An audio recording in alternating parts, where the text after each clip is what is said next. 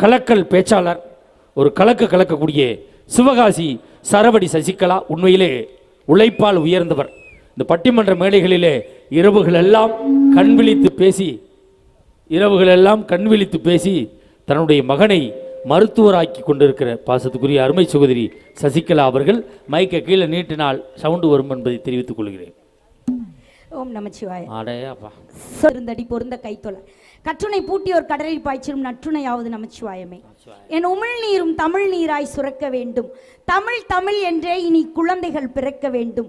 தமிழ் என்றால் மூடிய கதவுகள் திறக்க வேண்டும். தமிழ் தவிர அத்தனை மொழிகளும் எனக்கு மறக்க வேண்டும். தமிழோடு கொஞ்ச நாள் நான் உயிரோடு இருக்க வேண்டும். தமிழ் இல்லை என்றால் என் உயிர் இறக்க வேண்டும். தமிழுக்கும் தமிழன்னைக்கும் முதல் வணக்கத்தை சொல்லி. உங்களுக்கு எத்தனை மொழி தெரியும்? மத பூரா மறக்கணும் தெரியல. ஒன்லி 3 என்னென்ன மொழி தெரியும்? इंग्लिश, तमिल, हिंदी. हिंदी தெரியுமா? तुम्हारा नाम क्या है? मेरा नाम शशिकला है. ओहो. அத தவிர உங்களுக்கு வேற क्या बोल क्या करे? क्या बोल பட்டிமன்றம் है. என்ன சொல்லுது? நடுவர்களே 8 பரீட்சை படிச்சிருக்கேன். உண்மையில எது? 8 பரீட்சை ஹிந்தில எழுதிருக்கேன். நான் 12 பரீட்சை எழுதிருக்கேன். பாஸ் பண்ணல. விடு. நான் பாஸ் பண்ணிட்டேன். அவனுக்கு திருத்த தெரியல நம்ம ஹிந்திய. நடுவர்களே நான் பாஸ் பண்ணிட்டேன். நீ பாஸ் பேசுறதுக்கு பழகணுமா முதல்ல? இன்னைக்கு ரொம்ப சிறப்பான நாள் தெரியுமா? தெரியும். வருமானம் இல்லை என்றால் அதற்கு பெயர் வறுமை கோடு. வளமான மக்கள் என்றால் அதுதான் நம் பாலக்கோடு. அருமையான மக்கள் முன்னாடி பேசுறது. நீங்க தாய்மொழியில சொன்னீங்க. இன்னைக்கு இன்றைய தினம் உலக தாய்மொழி தினம். உலக தாய்மொழி தினத்தில் ஒரு பட்டிமன்றம் நடக்கிறது என்றால் அது உலகத்திலேயே பாலக்கோடில் மட்டும்தான் நடந்து கொண்டிருக்கிறது. நடுவர்கள் எதிரில் வந்து பேசி கொஞ்சம் பேர் நீங்க பாலக்கோடு கை தட்டல. யார் தெரியுமா? ஏன் தட்டல? அவங்க எல்லாம் வெளியூர்ல இருந்து வந்தவங்க. அப்படியா? ஆமா, இங்க தட்ட மாட்டாங்க. சரி, உலக தமிழ் ரசிகர்களுக்கு அத்தனை பேருக்கும் வாழ்த்துக்களை சொல்லி எதிரில் வந்து என்ன பேசிட்டு போயிருக்கு? என்ன பேசிருக்கு? சீனி சக்கர சித்தப்பா சீட்ல எழுதின அக்கப்பான்னு பேசிட்டு போயிருக்கு. அங்கிட்டு பாப்பா. சார், உங்களை பத்தி ஒரு வரியாவது பாராட்டுச்சா? இல்லையம்மா. நான் உங்களை பாட்டோட பாராட்ட போறேன். அப்படியா? முதல்ல பஞ்சில பாராட்டுவேன், அப்புறம் பாட்டோட பாராட்டுவேன். பஞ்சில பாராட்டுவேன், அப்புறம் பஞ்சு மெத்தையில பாராட்டுவேன். நடுவர்களே, இப்ப நடுவரை பாராட்டும் போது எப்படி கை தட்டி வருதுன்னு பாக்குறீங்களா? அதுக்கு வேணும் கர்ற. எங்க நடுவர் மனசுல இல்ல கர்ற. அவர் பேச்சு ஒன்னொன்னும் பற்ற பற. அவர் பொண்டாட்டி அடிச்சா அவர் வாயில பொங்கு நோற. உங்க உளுந்து ஒரு கொலை. இருண்ட இந்தியாவின் இன்வெர்டர், ஜனநாயகத்தின் ஜெனரேட்டர், ஏழைகளின் மினரல் வாட்டர், குடிமகன்களின் குவாட்டர். இது நல்ல மேட்டர். எப்படி நடுவர்களே எதிரில வந்து பெரிய காதலிச்சோம் கிராமத்துலன்னு சொல்லிட்டு போச்சு. இப்ப பட்டிமன்றம் எங்க நடக்குது? இப்ப பட்டிமன்றம் பாலக்கோடு பஸ் ஸ்டாண்ட்ல நடக்குது. டவுன்ல நடக்குது. பட்டிமன்றமே வைக்க முடியும் இவ்வளவு கிராண்டானா அது பாலக்கோடு டவுன்ல மட்டும் தான் வைக்க முடியும். கிராமத்துல வைக்கல. இப்ப நீங்க நாட்டாம இல்லையா? ஆமையா? நாட்டாம நடுவர் சொம்பங்க சொம்பு அடகு வச்சுட்டேன். இப்ப இந்த நாட்டாமைய பாராட்ட போறேன் பாட்டுல. எப்படி கை தட்டி வருதுன்னு பாக்குறீங்களா? மலையூரு நட்டாம மனச காட்டு பூட்டாம ஒன்ன போல யாரும் இல்ல மாமா.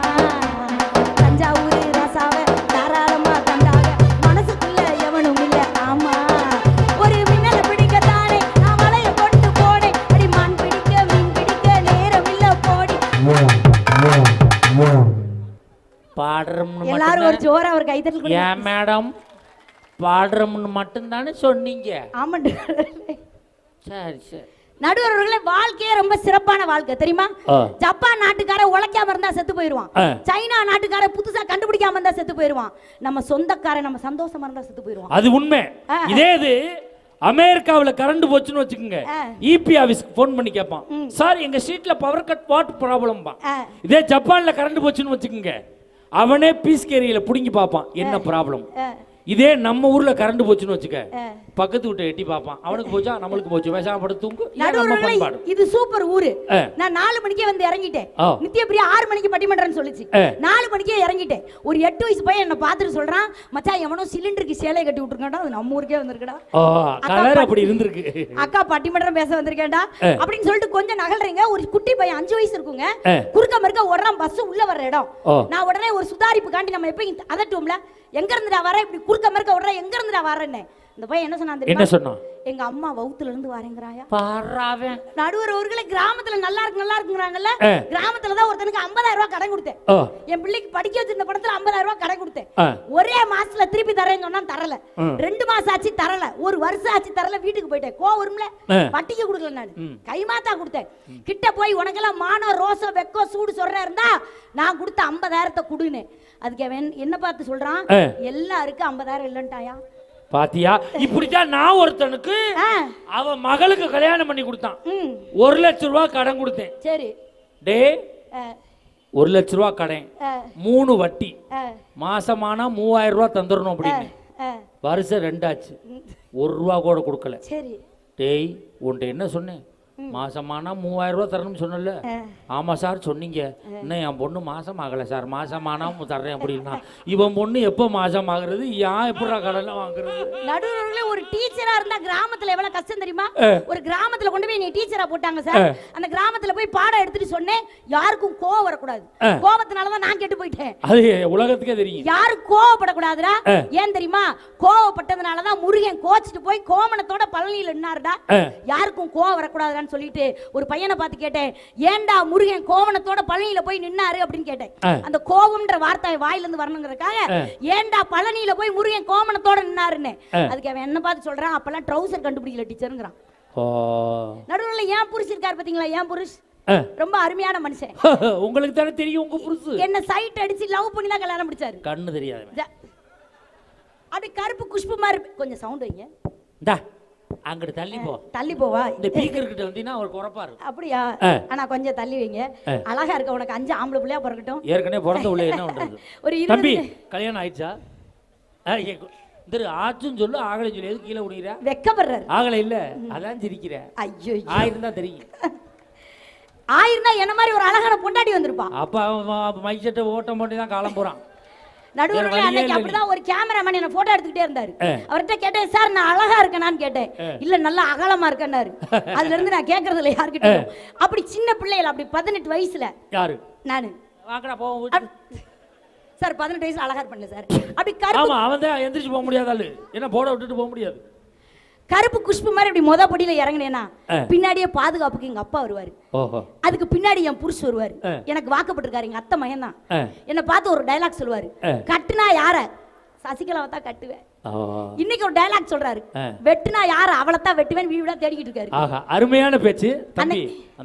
நடுவர்களே, அப்ப லவ் பண்ணும்போது ஒரு பாட்டோட தான் லவ் பண்ணாரு.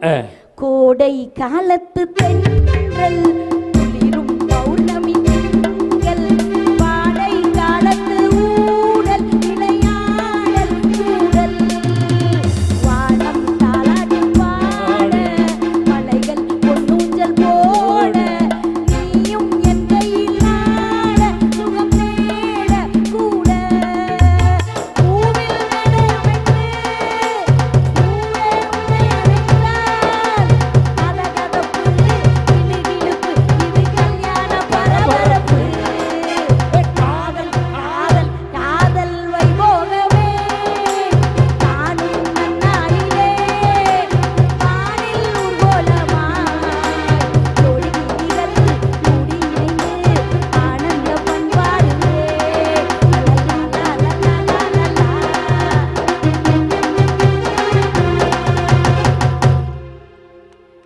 நடுவர் அவர்களே சொல்லுங்க. இப்ப நீங்க ஒரு பெரிய நடுவர், அதனால பெரிய கண்டுபிடிப்புங்க.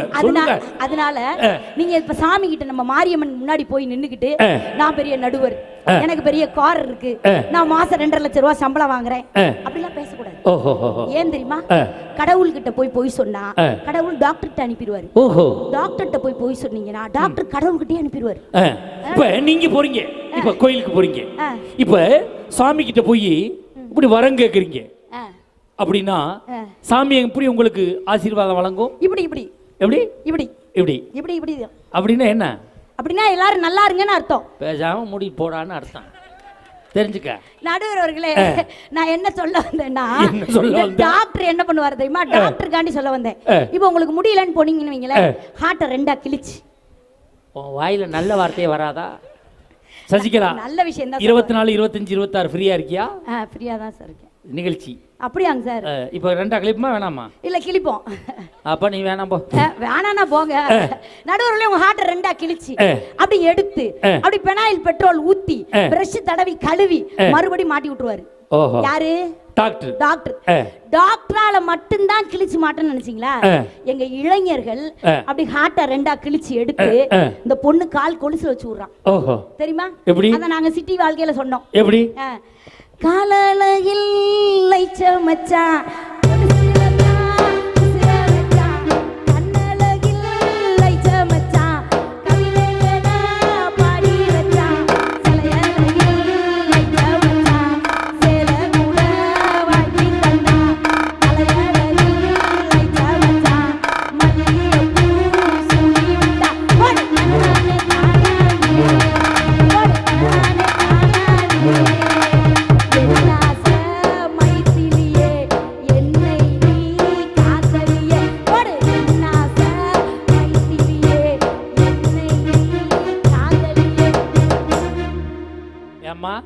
நீ இந்த பாட்டு பாடுறதுக்காக என் நெஞ்ச 2ஆ பொளந்து அதை ஹார்ட்டை எடுத்து அலசி ஆபரேஷன் பண்ணி போட்டுவிட்டு நடுவர் நீ இந்த பாட்டை பாருங்க என் நெஞ்ச 2ஆ நடுவர் எவ்வளவோ காதல் இருக்கு அதெல்லாம் சொல்லாம என் நெஞ்ச பொளந்த காதல். நடுவர்களே சும்மா ஒரு சாம்பிளுக்கு சொன்னேன். சாம்பிளுக்கு என் நெஞ்சு தானே கிடைச்சு ரொம்ப நாள் உயிரோட இருக்கு. நடுவரை கிழிச்சாதான் எல்லாரும் கேட்பாங்க.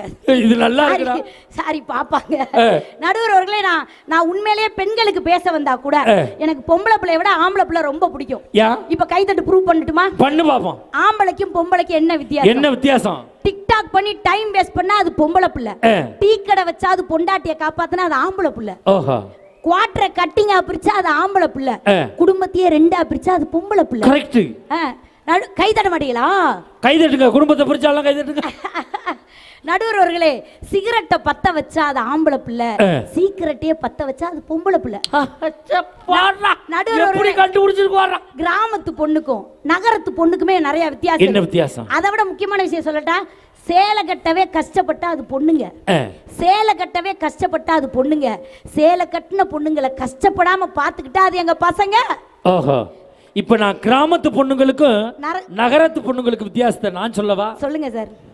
உடம்பு இழைக்கிறதுக்காக ஓடுனா அது நகரத்து பெண்கள், குடும்பம் பிழைக்கிறதுக்காக ஓடுனா அது ஐயா கிராமத்து பெண்கள். நடுவர் அவர்களே இப்ப நான் கைதட்டி வாங்கட்டா? கிராமத்து பொண்ணுக்கும் நகரத்து பொண்ணுக்கு என்ன வித்தியாசம் தெரியுமா? மாசம் மாசம் ஒரு கம்மலை மாத்தினா அது கிராமத்து பொண்ணு, மாசம் மாசம் ஒரு காதலனே மாத்தினா அது நகரத்து பொண்ணு. ஆஹா. எவ்வளவு? இப்ப நான் கேக்குறதுக்கு நீங்க பதில் சொல்லுங்க. சொல்லுங்க நடுவர்களே. வீட்டுக்காரிக்கு ஆட்டக்காரிக்கு என்ன வித்தியாசம்? நீங்க சொல்றீங்களா? மேடையில வந்து ஆடுனா அவர் ஆட்டக்காரி, அவ பாட்டுல ஆடுனா அவ தான் வீட்டுக்காரி. பாட்டிக்கும் பியூட்டிக்கு என்ன வித்தியாசம் தெரியுமா? சாஞ்சி சாஞ்சி நடந்தா அது பாட்டி, பல ஆம்பளைய சாட்சி புட்டு நடந்தா அது பியூட்டி. நீங்க பாட்டியா பியூட்டியா? நான் பியூட்டி நடுவர்களே. பல பியூட்டி. காதலிக்கிற ஒரு பாட்டி பியூட்டிங்கிறதுக்கு நீங்க கை தட்டிய பாத்தியலா? காதலிக்கிறவனுக்கும் கல்யாணம் முடிச்சவனுக்கு என்ன வித்தியாசம்? என்ன வித்தியாசம்? காதலிக்கிறவன் தேனா பேசுவான், கல்யாணம் முடிச்சவன் தானா பேசுவான். அந்த தானா பேசுறவனை நீங்க பஸ்ல பாத்தீங்கன்னா தெரியும். இந்த படிக்கட்டுல தொங்கிக்கிட்டு போறவன் பூரா கல்யாணம் முடிக்காதவன். இந்த பஸ்ல உட்காந்து சன்ன ஓரமா பாதி வெள்ளரிக்காயை கடிச்ச கூட இப்படியே இருப்பான், இவன் பூரா கல்யாணம் முடிச்சவன். நடுவர்களே ஆசைக்கும் பேராசைக்கு என்ன வித்தியாசம் தெரியுமா? என்ன? ஒரு பையன் கல்யாணம் முடிக்கன்னு நினைச்சா அது ஆசை, கல்யாணம் முடிச்ச பிறகு சந்தோஷமா இருப்போம் நினைச்சா அது பேராசை. கரெக்ட். ஆசைக்கும் பேராசைக்கும் இன்னொரு வித்தியாசம் நான் சொல்லவா? சொல்லுங்க. நான் என் ட்ரெஸ் அழகா இருக்கு அப்படின்னா என்னுடைய ஆசை, நீங்க அழகா இருக்கீங்கன்னா அதான் உங்களுக்கு பேராசை. ரைட் பேசுங்க. ஃபர்ஸ்ட் நைட்டுக்கு லாஸ்ட் நைட்டுக்கு என்ன வித்தியாசம்? நான் இங்க போவே இல்ல. பூவை போட்டு நாம மேல படுத்தா ஃபர்ஸ்ட் நைட், நம்மள படுக்க போட்டு பூவை மேல போட்டா அது லாஸ்ட் நைட். ஓஹோ. நடுவர்களே கிராமத்துல இருந்து எதுக்கு எல்லாரும் நகரத்துக்கு நகண்டு வந்திருக்கிறோம்? அங்க விட இங்க வசதிகள் நிறைய இருக்கு, நகண்டு வந்திருக்கோம். நகரத்துல என்னெல்லாம் இருக்கு தெரியுமா? பிளட் பேங்க் இருக்கு, ஐ பேங்க் இருக்கு, ஆன்லைன் ஷாப்ஸ் இருக்கு, நிறைய கடைகள் இருக்கு, நிறைய வணிகம் இருக்கு, நிறைய வியாபாரம் இருக்கு, நிறைய வருமானம் இருக்கு. மக்களின் வறுமையை போக்கக்கூடியது நகர வாழ்க்கை என்பதால் தான் கிராமத்திலிருந்து நகரங்கள் வந்திருக்கு. அது உண்மை. உண்மையாலே கிராமத்துல விட நகரத்துல கடைகள் இருக்கு, வியாபாரம் இருக்கு, பணம் இருக்கு, சொத்து இருக்கு, சுகம் இருக்கு, எல்லாம் இருக்கு. ஆனா கிராமத்துல ஒண்ணுதான் இருக்கு, நிம்மதி கிராமத்தில் தான் இருந்து கொண்டிருக்கிறது. அதை மறுக்க முடியாது. இப்ப நம்ம பட்டிமன்றத்துல நிம்மதி இல்லையா? இல்லைங்கிறது எனக்கு தெரியும். அப்படியா? ஆமா. நடுவர்களே மாறா ஜெயிச்சிரு அப்படின்னு எப்படி சொன்னாங்க? கிராமத்துல இருந்தா ஃளைட் விட முடியுமா? முடியாது. நகரத்துக்கு வந்தாதான் ஃளைட் விட முடியும். நடுவர்களே அன்னைக்கு இருக்கக்கூடிய காதலியை பார்த்து என்ன யாராவது காதலை சொல்லுவாங்கன்னா சொல்ல மாட்டாங்க, பயப்படுவாங்க. என் காதலை சொல்ல வந்த வேலை அவள் கையில் 2 பிள்ளை அப்படின்னு பயந்துகிட்டு வந்துருவாங்க. ஆனா இன்னைக்கெல்லாம் அப்படி இல்ல. காதலை எவ்வளவு அழகா சொல்றான் தெரியுமா? கண்ணே உன் காதில் என்ன தொங்கட்டான், உனக்காக நான் தூக்கு போட்டு தொங்கட்டா, கண்ணே நீ ஒரு பொரோட்டா, உன்னை பொண்ணு கேட்டு வரட்டா. எங்க ஊர்ல ஒருத்தன் காதல் கவிதை எழுதுனா, அன்பே உன் கண்ணங்கள் மிராண்டா, நம்ம 2 பேரும் இந்த வெராண்டாவில் பெராண்டா எவ்வளவு கிராண்டா இருக்கும் அப்படின்னு. நடுவர்களே இதோட ஒரு பெரிய கவிதை சொல்லட்டா? கண்ணே கடற்கரையாய் இருந்தேன் என் மேல் அலையாய் மோதுவாய் என்று, ஒரு பாடலாய் இருந்தேன் என்னை பாடுவாய் என்று, ஒரு பூவாய் இருந்தேன் என்னை சூடுவாய் என்று, யாருக்கு தெரியும் இப்படி பக்கத்து வீட்டுக்காரனோடு ஓடுவாய் என்று. எங்க ஊர்லயே ஒருத்தர் காதல் கவிதை எழுதுனா, அன்பே என் இதயத்துக்குள் வா, அந்த புள்ள செருப்ப கலட்டவா, என் இதயம் என்ன கோயிலா, சும்மா அப்படியே வந்து தருக்கு புருக்குன்னு போட்டு மிதி அப்படின்னா. அது ஓரமா போய் அந்த தீயணைப்பு வண்டி நிற்கிது, அங்கிட்டு போய் சொல்லிட்டு வா. நடுவர்களே இப்படிலாம் காதலிச்சுக்கிட்டு இருக்கிறவனுக்கு அந்த பொண்ணு ஃபிக்ஸ் ஆயிடுச்சுன்னு வைங்களேன். இந்த கிராமத்துல எல்லாம் நிறைய செலவழிச்சு 10 நாள் சோறு போட்டு கல்யாணம் முடிக்கணும்.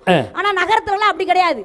ஒரு 10 ரூபா மாலை, 10 ரூபா மாலையில டோட்டல் மேரேஜ் முடியுது. தெரியுமா உங்களுக்கு? தெரியாது. மச்சக்கல்லு மூக்குத்தி மச்ச தண்ணி ஆரத்தி மச்சாய் மாப்பிள்ள பொண்ணு புளிய தோப்புல நிக்க வச்சு ஆள காட்டு தக்கா தக்கா மேல காட்டு 10 ரூபா மாலை போட்டு சுத்தி வச்சு கோல காட்டு புறப்பட்டு மெனுக்கலா நடந்து வர்றா கலக்கலா என்னையில வெறுக்கலா வெறுப்பா மறுப்பா நிக்காத கற்பூரம் பத்த வை பூசணிய சுத்தி வை எப்பாட்ட எத்து வை எல்லாத்தையும் ஒத்தி வை.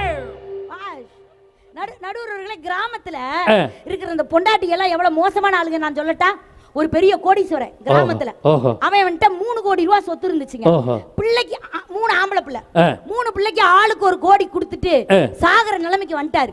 வரும்போது சொன்னாரு, இந்த மாதிரி ஒரு சொற்பொழிவாளர் மேடையில வந்து போகும்போது எதையும் கொண்டு போக மாட்டாங்கடா, அருணா கையில கூட கட் பண்ணிடுவாங்க, அதனால யாரும் பணத்து மேல ஆசை வைக்காதீங்கன்னு இப்படி ஒரு சொற்பொழிவாளர் சொன்னாரு.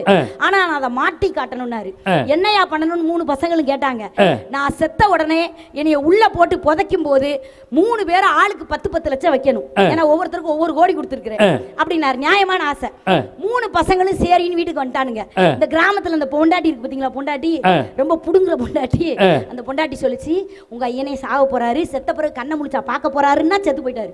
செத்த உடனே சொன்னா, உங்க அப்பா செத்து போயிட்டாரு, உங்க அப்பா கண்ணை முழிச்சு பார்க்க மாட்டாரு, 10 லட்சம் எதுக்கு வைக்கணும், 8 லட்சம் மஞ்ச பையில வச்சு தரை கமுக்கமா போட்டுட்டு வந்துருன்னா.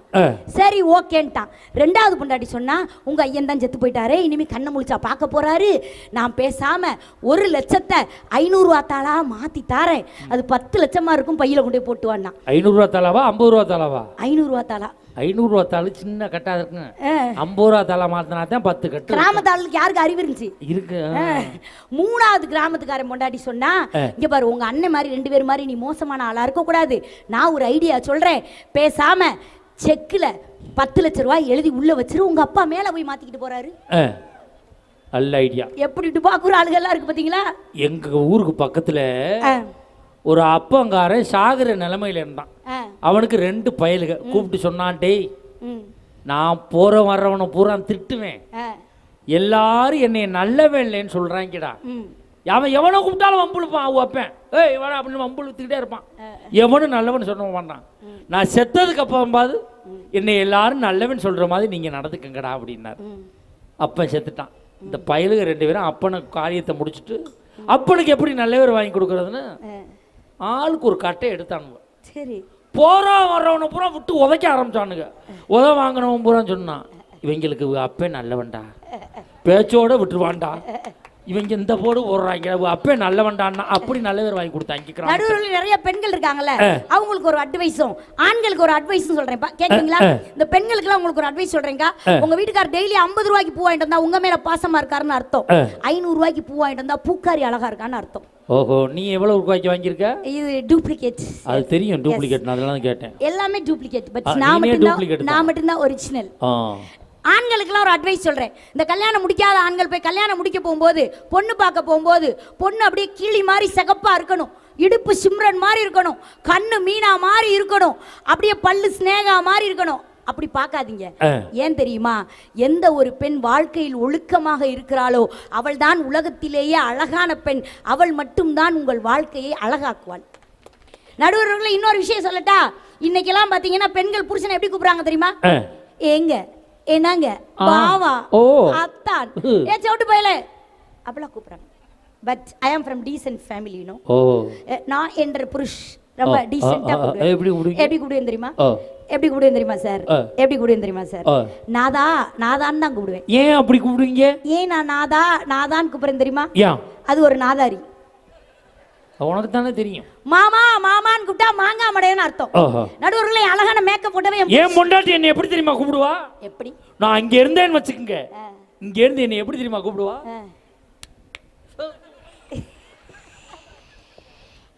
அவளை சொல்றவன் மோதிரத்தோட மொந்துன்னு அடிச்சு விட்டேன். நடுவர்களே இது தேவையா? மண்டை வீங்கி போச்சுல. ஓ வேலையை பாரு, மோதிரம் நெளிஞ்சிருச்சு. நாங்க அவளையில இருக்கு. நடுவர்களே அழகான மேக்கப் போட்டவ என் புருஷுக்கு வால்பேப்பர்ல வச்சு கொடுத்துருக்கேன். வால்பேப்பர்ல 1.5 வருஷம் ஆச்சு, மனுஷன் இன்னும் வால்பேப்பரை மாத்தல. அன்பு பண்பு பாசம் நினைச்சீங்களா? அந்த ஆளுக்கு மாத்த தெரியாது. நிறைய பேருக்கு டிபி பிக்சரை மாத்த தெரியாது, பொண்டாட்டி புத்தியும் மாத்த தெரியாது. வீட்டுக்குள்ள வரும்போதே சண்டையோட வருவாரு. அடியாய் முருகனுக்கு 2 பொண்டாட்டி, பெருமாளுக்கு 2 பொண்டாட்டி, சிவனுக்கே 2 பொண்டாட்டி, எனக்கு இன்னொரு ஆப்ஷன் இருக்குடினாரு. நான் எவ்வளவு பெரிய எரிவாளி. நான் கேட்டேன், உனக்கு பாஞ்சாலியை தெரியுமாயா? பாஞ்சாலிக்கு 5 புருஷன், நமக்கு 4 ஆப்ஷன் இருக்கு. அதோட பையன் தூக்கி கிளம்பிருப்பானே. கூமுட்ட கிராமத்துல இருந்து வந்தவரை இன்னைக்கு சசிகலா புருஷன்ற அளவுக்கு உயர்த்தி இருக்கிறேனா, அது நகரத்துல வந்து டிவியில போய் கஷ்டப்பட்டு சென்னையில ட்ரெயின்ல வாசப்படியில உட்கார்ந்து போனதுனால நாங்க ஜெயிச்சிருக்கோங்க. ஆனா நீ கிராமத்துல இருந்தா ஜெயிக்க முடியுமா? அந்த வாசப்படியில உட்கார்ந்து போய் எத்தனை வருஷம் இருக்கும்? இப்போ அப்படிதான் சார் போயிட்டு இருக்கு. அதனால தான் கேட்டேன். நடுவர்களே அப்படி வந்தா காட்டுறது இல்லைங்க. நாங்க நகரத்துல இருந்து கிராமத்துல வந்தாலும் சரி, கிராமத்துல இருந்து நகரத்துக்கு வந்தாலும் சரி, இன்னும் நாங்க கிராமத்தை மறக்காம தான் இருக்கோம். ஆனா கிராமத்துல போய் மன நிம்மதியா வாழ முடியாதுங்க. இன்னொரு விஷயம் சொல்லட்டா, இன்னைக்கு இவ்வளவு கூட்டம் வந்திருக்காங்கல்ல, இவ்வளவு மக்களும் கிராமத்துல இருந்து தாங்க கிளம்பி வந்திருப்பாங்க. ஆனா இங்க வந்த பிறகுதான் ஒரு கண் பிரச்சனையோ இல்ல வயிற்று பிரச்சனையோ இல்ல உடம்பு சரியில்லாம போச்சோ உடனே ஹாஸ்பிட்டல்ல சேர்த்து உயிர் வாழ வைக்கிறோம்னா அது நகரம் தானேங்க. அது உண்மை. ஒரு உண்மையை சொல்றேன், நல்லா தெரிஞ்சுக்குங்க. இத்தனை பேர் இவ்வளவு பேர் உட்கார்ந்து இருக்காங்கன்னா என்ன காரணம்? ஒரே காரணம் தான். நம்ம இத்தனை பேர் மேடையில் உட்கார்ந்து இருக்கோம்னா என்ன காரணம்? ஒரே காரணம் தான். ஏன் தெரியுமா இவ்வளவு பேர் உட்கார்ந்து இருக்காங்க? ஏன் சார்? காசை கொடுத்துட்டமேன்னு உட்காந்துருக்காங்க. நம்ம ஏன் தெரியுமா மேடையில் உட்காந்துருக்கோம்? இதை குறையாம வாங்கிட்டு போயிடணுமேனு உட்காந்துருக்கோம். இந்த டீலிங் இதான் ஓடிக்கிட்டு இருக்கு நம்மளுக்கு. நடுவர்களே கிராமத்துல இருந்தா என் புருஷன் வந்தாரு, வீட்டுல உட்காந்து ஜல்லிக்கட்டு மாடு பாக்குறாரு. மாடு கூட பேசுறாருங்க, அறிவு கிடையாது. மாடு கூட பேசுறாரு. ஏன் காலை புடி வாழை புடி ஆளை புடினாரு. நம்ம மண்டையில போய் நறுக்குன்னு ஒரு கொட்டு கொட்டி இங்கேயே உட்காந்து பேசுறதுக்கு மைதானத்துல போய் ஒரு மல்லுக்கட்டு கட்டலாம்லன்னு. அதுக்கு என்ன பார்த்து சொல்றாரு, கட்டின மாட்டே அடக்க முடியல, கட்டாத மாட்டை போய் அடக்க சொல்றாங்க. ரைட், அவருக்கு தானே தெரியும் எது மாடு இல்லைன்னு. அதுலயும் பாருங்க, ஜல்லிக்கட்டுல பாருங்க, ஜல்லிக்கட்டுல யாரா மாடு முட்டி குடல் செறிஞ்சு பெரியாஸ்பத்திரியில் படுத்து கிடக்கிறான்னு பாருங்க. மாடை வளர்த்தவனும் தப்பிச்சுக்கிடுவான், மாடை பிடிக்க போனவனும் தப்பிச்சுக்கிடுவான். ஜல்லிக்கட்டில் போய் வாட்டர் பாட்டில் வாங்கி சப்பிக்கிருந்தவன், ஐஸ் வாங்கி சூப்பிக்கு நின்றவன், பனைமரத்தில் ஏற முடியாமல் தூரம் முட்டு கொடுத்துக்கிட்டு இருந்தவன், சைக்கிளில் ஸ்டாண்டு போட்டு அடுத்த மொண்டாட்டியை வேடிக்கை பார்த்துக்கிட்டு இருந்தவன், இவன் பூரா தான் பெரியாஸ்பத்திரியில் படுத்து கிடக்கிறான் குடல் செறிஞ்சு. நடுவர்களே எதிரில நான் பார்த்து கேட்கிறேன், எதிரில பாட்டி என்ன பண்ணுச்சு?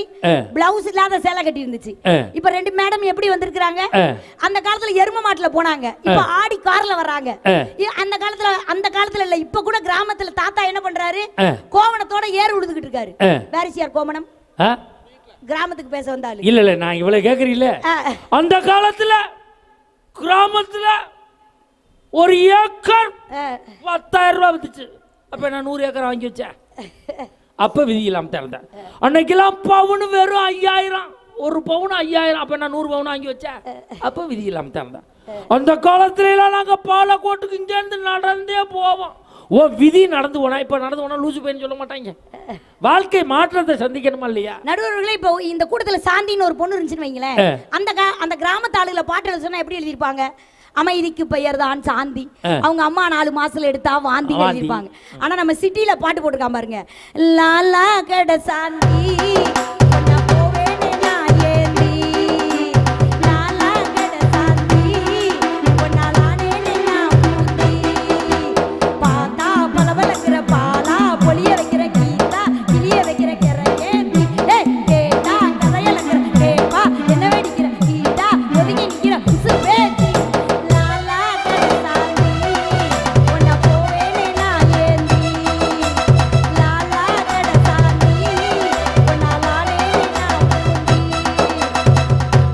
நடுவர் அவர்களே பாகுபலி 2 படம் இப்பதான் போனோம் ரெண்டு பேரும், இதோட முடிச்சறேன். ஓஹோ. பாகுபலி 2 படத்துக்கு போனோம் நானும் எங்க அத்தானும்.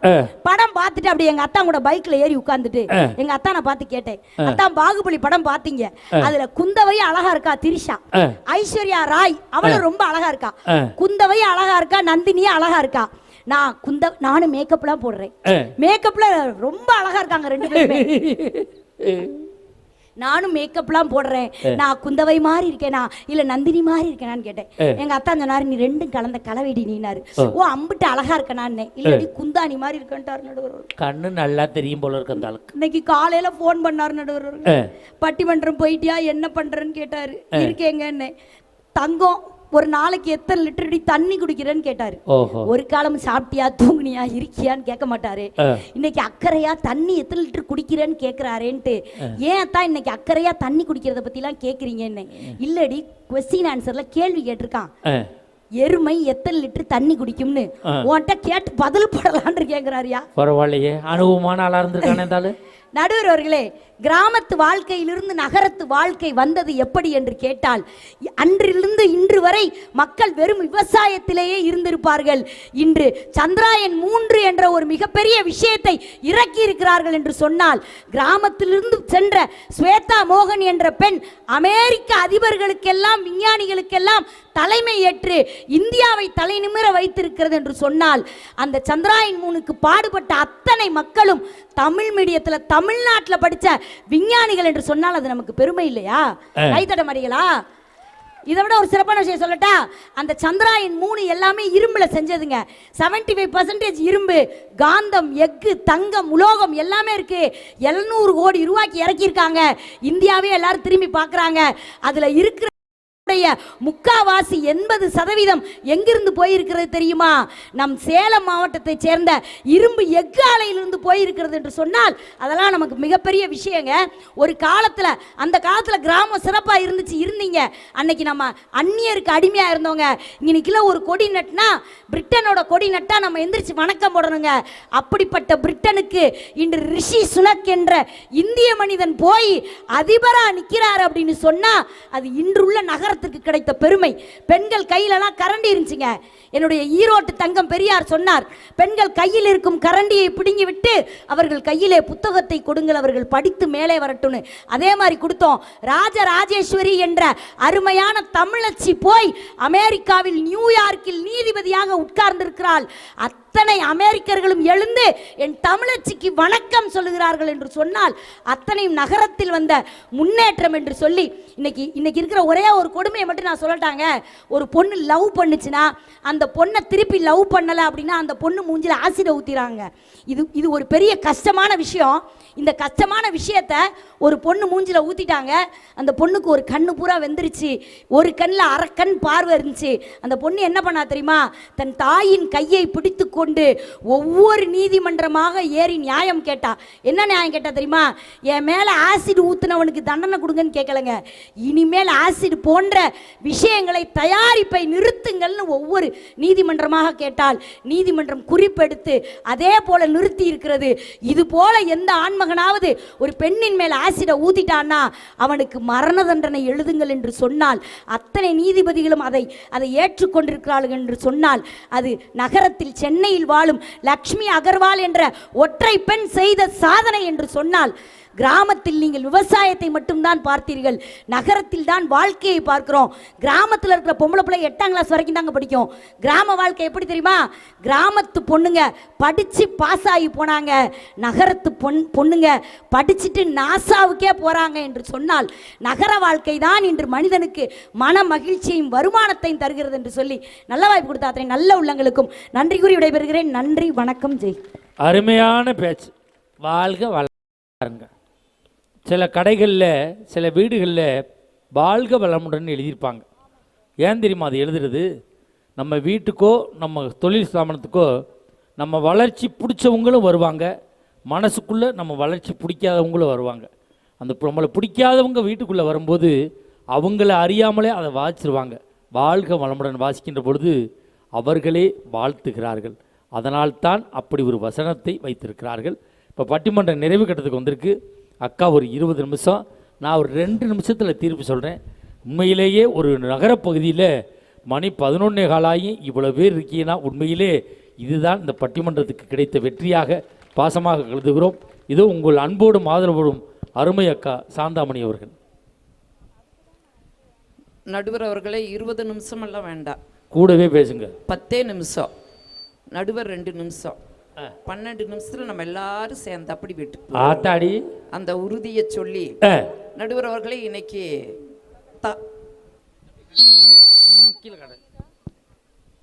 இங்க வரணுமா? இங்கேயே வரவா? ஆஹா, உடனே எங்க சகோதரர் சொல்றாரு இந்த அணிக்கு வந்துட்டீங்கன்னு. ஏதோ இங்க வந்து நிக்கிறதுனால நீங்க அணி மாறிட்ட நினைக்காதீங்க சகோதரரே. இந்த சிங்கங்களை எல்லாம் அதனோட குகையிலேயே சந்திக்கலாங்கிறதுக்காக நான் இங்க வந்து நிற்கிறேன். இந்த சிங்கங்களை எல்லாம் அதனோட குகையிலேயே சந்திக்கலாங்கிறதுக்காக நான் இங்க வந்து நின்றுட்டு இருக்கேன். நடுவர் அவர்களே இன்னைக்கு உலக தாய்மொழி தினம் நினைவுபடுத்தினாங்க. இத்தாலிய மொழி இசை மொழி, பிரெஞ்சு மொழி காதல் மொழி, உருது மொழி கவிதை மொழி, இங்கிலாந்து மொழி வணிக மொழி, சமஸ்கிருதம் தெய்வ மொழி, கிரேக்க மொழி தத்துவ மொழி. ஆனால் நம்முடைய தமிழ் மொழி மட்டும்தான் தாய்மொழி என்று சொன்னால் அந்த தாய்மொழியாகிய நம்முடைய தமிழ் மொழியை இந்த நேரத்திலே வணங்கி மகிழ்ந்து புதூர் மாரியம்மன் திருக்கோயில் திருவிழாவை முன்னிட்டு பாலக்கோடு இளைஞர் நற்பணி மன்றத்தார் நடத்தக்கூடிய நல்லதொரு பட்டிமண்டபத்திற்கு சிரிப்பாலும் சிந்தனையாலும் உலக மக்களுடைய உள்ளங்களிலெல்லாம் தனக்கென்று ஒரு சிம்மாசனம் இட்டு இருக்கக்கூடிய நடுவர் பெருந்தகை அவர்களே வணக்கம்க்கா. பாங்கறிந்து மேடையிலே பேசி அமர்ந்திருக்கக்கூடிய பேச்சாளர் பெருமக்களே, நடுவர் அவர்களே, இந்தியாவை நம்ம படத்துல தான் பார்த்துருக்கிறோம். ஆமா, ஆனா இந்த பாலக்கோட்டில் தான் நேரில் பார்க்கிறோம். இந்திய அமைப்பு எப்படி? 3 புறமும் கடல், ஆமா, ஒரு புறம் நிழல், ஆமா. ஆனா இங்க பாருங்க, 3 புறமும் மக்கள் அலைகள், ஆஹா, ஒரு புறம் நிலப்பகுதி. ஆக இந்தியாவையே பாலக்கோட்டில் தான் நாம் பார்க்கிறோம் என்று சொன்னால் அத்துணை சான்றோர் பெருமக்களுக்கும் இந்த நேரத்திலே என்னுடைய பணிவான வணக்கத்தை சொல்லி, நடுவர் அவர்களே, ஒரு நல்ல தலைப்புங்க. ஆமா, மகிழ்ச்சியும் மனநிறைவும் உடையது கிராம வாழ்க்கையா நகர வாழ்க்கையானதான கேள்வி. 2 பேர் வந்து பேசுனாங்கல்ல, என்ன பேசுனாங்க? ஒரு அம்மா அப்படியே பாண்டிச்சேரியிலிருந்து வந்ததை ப்ரூவ் பண்ணுச்சு, மப்பும் மந்தாரமாவே அந்த அம்மா பேசுச்சு. இந்த அம்மா வந்து சிவகாசியிலிருந்து வந்திருக்குது, தலையில ஒரு கரகம் மட்டும்தான் வைக்கல, கரகாட்டத்துக்கு என்ன ஆட்டம் ஆடணுமோ அத்தனையும் இந்த அம்மா ஆடிட்டு போயிருக்குது. இதுக்காம உனக்கு மேடை போட்டு கொடுத்தாங்க, இதுக்கா உனக்கு மேடை போட்டு கொடுத்தாங்க? உங்க கொழுந்து வெத்தலை போட்டு துப்புறானா? இதுக்கு ஒரு பதில் சொல்லுங்க முதல்ல. நடுவர் அவர்களே, அதான் கிராமம்ங்கிற நாங்க. என்ன வந்து நீங்க பேசிக்கிட்டு இருக்கிறீங்க? நாங்க கிராமம்னு பேசுறதுனால நகரத்துக்கு நாங்க ஒண்ணு எதிரி கிடையாது நடுவர் அவர்களே.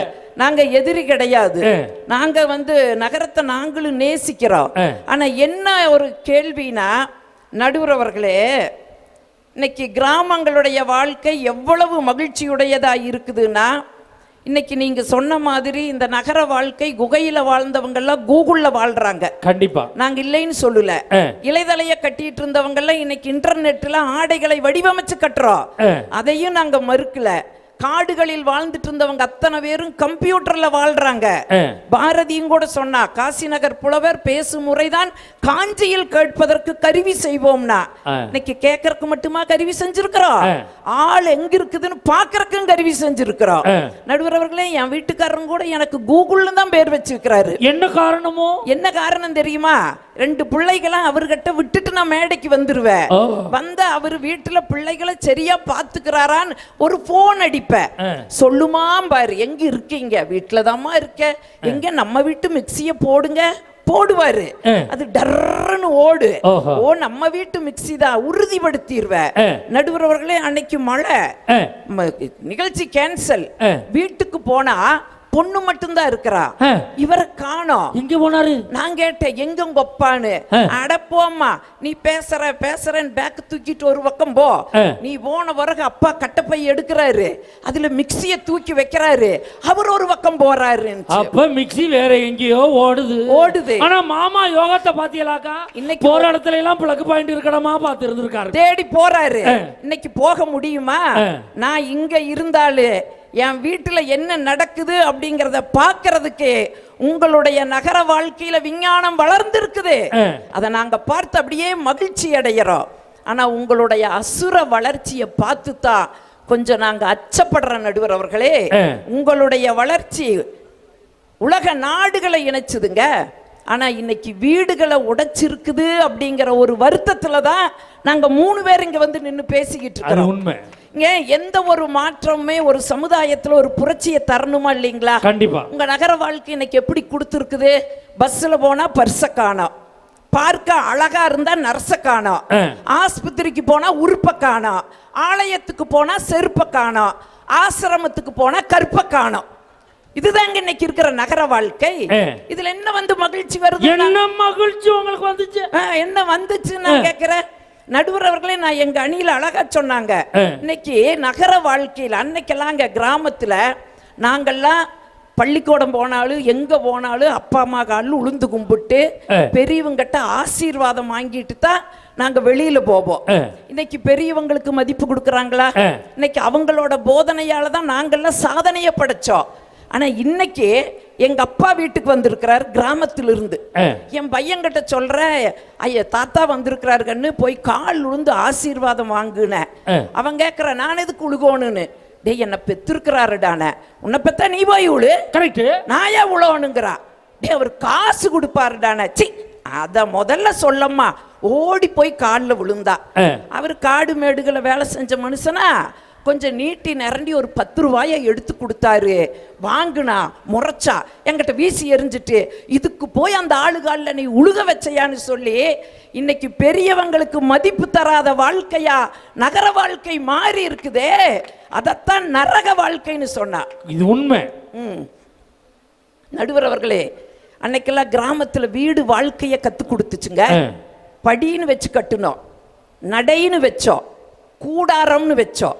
வாழ்க்கையை படித்தபடி நட. கூடாரத்துல எல்லாரும் கூடி இருந்தவங்களே, அம்மா அப்பா அக்கா தங்கச்சி நங்கையா கொழுந்தியா மாமனாரு மாமியா பெரிய மாமனாரு சின்ன மாமனாரு சின்ன கொழுந்தியா பெரிய கொழுந்தியா. நடுவர் அவர்களே, இந்த உறவு பெயர்கள் நம்முடைய தமிழ் மொழியில மட்டும்தாங்க இருக்குது. பிற மொழிகள் இதை பார்க்க முடியுமா நான் கேட்கிறேன்.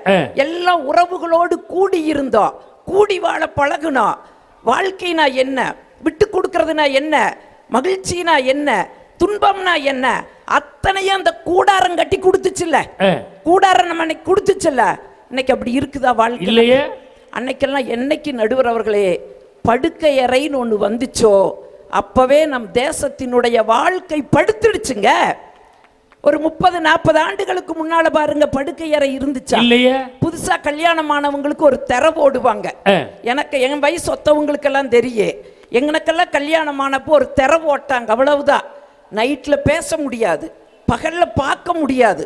ஒரு நாள் எங்க ஊர் கோஷ்டிகள்லாம் பக்கத்து ஊருக்கு பொங்க வைக்க போயிடுச்சு. நான் மட்டும்தான் இருந்தேன். என் வீட்டுக்காரர் வந்தாரு. எல்லாரும் எங்க போனாங்கன்னு கேட்டாரு. எல்லாம் பக்கத்து ஊருக்கு பொங்க வைக்க போயிருக்கிறாங்கன்னு. வீட்டுல என்ன இருக்குதுன்னாரு. ஓடி போய் பார்த்த, பழைய சோறு தான் இருந்தது. பழைய சோறு தான் இருக்குதுன்னு எடுத்து போட்டு கொல்லப்புறம் கொண்டு போனாரு. இன்னைக்கு அந்த கொல்லப்புறம்ங்கிறது இன்னைக்கு அடையாளம் இல்லைங்க நடுவர் அவர்களே. இருக்குதா உங்க நகர வாழ்க்கையில? நாங்க கொல்லப்புறம் எடுத்துட்டு வானாரு. ஓடி போய் பார்த்த 10 எரும மாடு கறக்குதா, கெட்டி தயிரை எடுத்து போட்டு அந்த கொல்லப்புறத்துல போய் உட்கார்ந்து, நான் பிசைஞ்சு தர, அவர் சாப்பிட, நான் தர, அவர் சாப்பிட, போன கோஷ்டி திரும்பி வர, எதுவுமே நடக்காத மாதிரி ஓடி வந்து நான் பாத்திரம் பண்ண தங்க வச்சுட்டு இங்க நிக்க, அவர் அங்க நிக்க, வந்த மாமியா சமையல் கட்டுல போய் பார்த்துட்டு லொபோ லொபோன்னு கத்துச்சு. தெரியுண்டி, எனக்கு இப்படி எல்லாம் நடக்குன்னு தெரியுண்டி. ஆடு மாடுகளுக்கு ஆட்டி வச்சிருந்த பருத்தி கொட்டை புண்ணாக்க எந்த ஆடு மாடோ வந்து தின்னுட்டு போயிருக்குது, அது தெரியாம இருந்தியான்னு அது கத்த. அப்புறம் தான் தெரிஞ்சது நடுவர் அவர்களே, நான் பழைய சோறுன்னு எடுத்தனில்ல, அது பருத்தி கொட்டை ஊற வச்ச புண்ணாக்கு. இது அந்த புண்ணாக்குக்கும் தெரியல, எனக்கும் தெரியல. மகிழ்ச்சி ஒண்ணுதாங்க இருந்துச்சு, மகிழ்ச்சி ஒண்ணுதான் இருந்துச்சு. இன்னைக்கு எப்படி அந்த வாழ்க்கை மாறி இருக்கு. ஒரு புள்ள வந்து சொல்றா, அப்பா நான் அமெரிக்காவில் இருக்கிற ஒருத்தரை காதலிக்கிறேன்னுப்பா. அவன் எப்படி உங்ககிட்ட வந்து சிக்குனா? இன்டர்நெட்ல தேடினோம், ஃபேஸ்புக்கில் பார்த்துட்டோம், வாட்ஸ்அப்புக்கு ஸ்கைப்பில் ப்ரப்போஸ் பண்ணிட்டோம், வாட்ஸ்அப்பில் 3 மாசமா காதலிச்சிட்டு இருக்கிறோம். அவ அப்பா சொன்னாரு, அப்படியாமா, அப்போ ஒன்று பண்ணு, ட்விட்டர்ல கல்யாணம் பண்ணிக்கோ, மேக் மை ட்ரிப்ல கனிமூன் போய்க்கோ, பிளிப்கார்ட்ஸ்ல பேபிஸை தேடு, கூகுள்ல பேரை தேடு, பிடிச்சிருந்தா வாழு, இல்லைன்னா OLXல ஓட்டு வித்துட்டு போயிட்டே இருன்னு சொல்ற ஒரு பண்பாடை மாத்தி வச்சிருக்குதுல்ல உங்களுடைய நகர வாழ்க்கை. கண்டிப்பா இது சத்தியமா உண்மை. நகர வாழ்க்கையா நகர வாழ்க்கை எவ்வளவு சிக்கல், எவ்வளவு சிக்கல். நான் கேட்கிறேன், நடுவரவர்களே அன்னைக்கெல்லாம் வாத்தியார்களை கண்ட நாங்க பயப்படுவோம். இன்னைக்கும் பாருங்க, கிராமத்துல வாத்தியார்னா அவங்களுக்கு ஒரு தனி மரியாதையை தருவாங்க. இன்னைக்கு நான் நகரத்துல ஒரு கல்லூரியில பேராசிரியர், என் வகுப்புல நடுவரவர்களே, அது இந்த கொரோனா காலத்துலங்க ஆன்லைன் வகுப்பு இல்லையா, நீங்க வகுப்புலயே செல்போன் வச்சிருந்தா நான் உள்ள விட மாட்டேன், அவ்வளவு ஸ்ட்ரிக்டான ஆசிரியர். இந்த கொரோனா காலத்துல ஆன்லைன் வகுப்புக்குள்ள வந்தான் இல்ல, வந்தவ உட்கார்ந்துகிட்டு செல்லுல எனக்கு ஒரு மெசேஜ் அடிக்கிறா. என்ன தெரியுமா, எந்த செல்போனை வைத்திருந்தால் வகுப்புக்குள் விடமாட்டாய் என்று சொன்னாயோ, அதே செல்போனில் தான் உன்னுடைய வகுப்பை நான் அட்டன் செய்து கொண்டிருக்கிறேன். சாந்தாமணி இச பூமரங்குன்னு என்ன பூமரங்காக்கி உட்கார்ந்து வச்சுட்டானுங்க. எவ்வளவு கொடுமை. ஆசிரியர்களுக்கு மரியாதை இல்ல, வீட்டுல பெரியவங்களுக்கு மரியாதை இல்ல, அப்புறம் என்ன இந்த நகர வாழ்க்கை? முதல்ல நான் கேட்கிற, வீட்டு அன்னைக்கெல்லாம் நடுவர் அவர்களே, வீட்டில் இருக்கிறவங்களுக்கு வாய்க்கு ருசியா என்ன பிடிக்கும், எது பிடிக்கும், பாரதிதாசன் சொன்ன மாதிரி கொண்டவனுக்கு எது பிடிக்கும், குழந்தைகள் எது விரும்பும், தண்டூன்றி நடக்கும் மாமன் மாமிக்கு தக்கது எதுன்னு சொல்லி பார்த்து பார்த்து சோறாக்குறது கிராம வாழ்க்கைங்க. இன்னைக்கு சோறாக்குறீங்களாமா? அப்படி கேளுங்க. சொல்றேன், சோறாக்குறைய நான் கேட்கிறேன். மாசத்துல 31 நாள் இந்த அம்மா மேடைக்கு வந்துருது. வீட்டுல இருந்தாலும் நடுவர் அவர்களே சோறு கிடையாது, எல்லாம் குக் பண்றது இல்ல, புக் பண்ணி சாப்பிட்டு உட்கார்ந்துட்டு இருக்குதுங்க. ஒருத்தன் அலுவலகத்திலிருந்து வந்தா, பசிக்குதுமா அப்படின்னா, உடனே அந்த அம்மா சொல்லிச்சு, சாரி சாரி நான் ஒர்க் ஃப்ரம் ஹோம் செஞ்சுட்டு இருந்தேன்னா அதனால சமைக்கல, ஒன்லி 10 மினிட்ஸ் இருங்கன்னு. இவன் சொன்னா சரி ஏதோ உப்புமா கீது செஞ்சு ஓடுமோன்னு நினைச்சிட்டு, ஏமா நான் எப்பவும் போல வழக்கமா கடையில் போய் சாப்பிட்றேன், வேண்டாம் வேண்டாம் ஒரு 10 நிமிஷம் இருங்க வர்றேன்ட்டு அந்த அம்மா ஓடிச்சு. சரி ஏதோ உப்புமா செஞ்சு ஓடுவான்னு பார்த்துட்டு இருந்தா, துணியை மாத்திட்டு வந்து வாங்க 2 பேரும் ஹோட்டலுக்கு போலான்னு. இன்னைக்கு சோறே ஆக்கிறது இல்லையே. நான் கேட்கிற நடுவர் அவர்களே, அன்னைக்கெல்லாம் குடும்பத்துக்காக கிராம வாழ்க்கையில நாங்க அர்ப்பணிச்சுக்கிட்டு வாழ்ந்துட்டு இருந்தோம். இன்னைக்கு அந்த அர்ப்பணிப்புங்கிறதே இல்லையே. ஒன்றும் இல்லைங்க நடுவர் அவர்களே, வீட்டுல ஒரு பெரியவங்க இருந்தாங்கன்னு வைங்க. என் வீட்டுல என் அப்பத்தா கிளவி இருந்தா. அவ ஒரு வார்த்தை சொன்னா, ஏய் வெள்ளிக்கிழமை வெள்ளிக்கிழமை துர்க்கையன் அந்த பேரழகன் அந்த பௌர்ணமி நிலா எப்படி இருக்கு, எப்படி இருக்கு, ஒரு ஏக்க நடுவர் அவர்களே. ஆமா, ஏன்னா நானும் பெண் தானே. அந்த நாள் வருது, பட்டாளமா வர்றாங்க. இதுல எது என் மாப்பிள்ளைன்னு தெரியல. அப்பத்தா அப்பத்தா அப்பத்தா அப்பத்தா இதுல எது என் மாப்பிள்ளை? அப்பத்தா சொன்ன, அங்க வாரு ஒண்ணு பப்பரக்கன்னு உட்கார்ந்து இருக்குது பாரு, அதான் உன்ற மாப்பிள்ளை. நடுவர் அவர்களே, நிமிந்து பார்க்க முடியல. ஏன் அச்ச மடம் நாணம் பயர்ப்பு, ஏன்னா கிராம பெண் இல்லையா, நிமிந்து பார்க்க முடியல. அப்படியே ஓரக்கண்ணால பாக்குற, இதயத்துக்குள்ள ஒரு இடி விழுகுது. அது பௌர்ணமி நிலாவா இருக்குன்னு நினைச்ச 13 அமாவாசைய வடிகட்டின ஒரு கலரு. ஐயோ அப்பத்தா, இந்த கருவாயன நான் கட்ட மாட்டேன் அப்பத்தா. ஏன் அப்பத்தா ஒரு வார்த்தை சொன்னா, ஏய் 1000 பொய் சொல்லி கல்யாணம் பண்ணுன்னு இருக்கிறாங்க, நீயே கொப்பம் கௌரவமா பொழைச்சிருக்கிற, சபையில அவனுக்குன்னு ஏதாச்சும் ஒரு தலகுனிவு ஏற்படுத்தினேன்னு வையே, ஆற்றி தலைய அவளேன்ற தலையை பிடிச்சி ஆட்டி விட்டா. பொண்ணு சம்மதிச்சாச்சு சம்மதிச்சாச்சு, கல்யாணம் முடிஞ்சது நடுவர் அவர்களே. அந்த வீட்டுக்கு போன இதை விட பேரிடி. அன்னைக்கெல்லாம் பரம்பரையை வச்சுதான் பொண்ணு கொடுப்பாங்க. என்னைக்கு உங்களுக்கு நகர வாழ்க்கை வந்ததோ இன்னைக்கு எத்தனை கணக்கு பாக்குறீங்க நான் கேட்கிறேன். ஒரு பெண்ணு கண்டிஷன் போடுறான் நடுவர் அவர்களே, 5 லட்சம் சம்பாத்தியம் இருக்கணுமா, 4 சக்கர வண்டி இருக்கணுமா, 3 பெட்ரூம் இருக்கணுமா, புருஷன் பொண்டாட்டின்னு 2 பேர் தான் இருக்கணுமா, ஒத்த பயலும் கூட அந்த வீட்டுக்குள்ள இருக்க கூடாதுன்னு சொல்லி இன்னைக்கு நகர வாழ்க்கையில நீங்க சொல்றீங்கல்ல, அன்னைக்கு அப்படி இல்ல நடுவர் அவர்களே. பரம்பரையை வச்சுதான் பொண்ணு கொடுப்பாங்க. எங்க பரம்பரை என்ன பரம்பரை தெரியுமா? புலி அடிச்சு பொழைச்ச பரம்பரை. நாங்க என்ன நினைச்சோம், இதுக்கு துப்பாக்கி எடுத்துட்டு போய் காட்டுல வேட்டையாடி பொழைச்ச பரம்பரைன்னு நினைச்சோம். எங்களுக்கு அப்புறம் தான் தெரிஞ்சது இதுக்கு அங்கெல்லாம் போய் வேட்டையாடுல, ரோட்டோரம் இருக்கிற புளிய மரத்துல எல்லாம் புளியங்காய் அடிச்சிருக்குதுன்னு. நான் ஓடி வந்து சொல்றேன், அப்பத்தா அப்பத்தா பொய் சொல்லிட்டாங்க பண்ணிட்டாங்க அப்பத்தா, பொய் சொல்லிட்டாங்க அப்பத்தா. எங்க அப்பத்தா ஒரு வார்த்தை சொல்ற, 1000 பொய் சொல்லி கல்யாணம் பண்ண சொன்னாங்க, அவங்க ஒரு பொய் தானே சொன்னாங்க, போ அனுசரிச்சு வாழு, போயாச்சு நடுவர் அவர்களே.